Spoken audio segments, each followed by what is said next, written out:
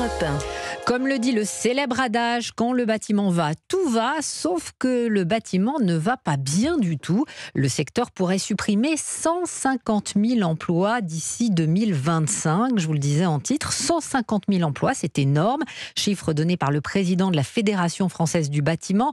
Margot Faudéré, c'est la conséquence logique de la crise de la construction neuve. Oui, depuis plusieurs mois, le logement neuf traverse une crise sans précédent. Entre la hausse des taux d'emprunt et l'inflation, les ventes et les permis de construire s'effondrent, si bien que cette année, le secteur du bâtiment devrait entrer en récession pour la première fois depuis 2015, selon la Fédération française du bâtiment, menaçant des milliers d'emplois dans les prochaines années. Vous l'avez dit, c'est un vrai coup de massue pour le secteur qui arrive pourtant à embaucher.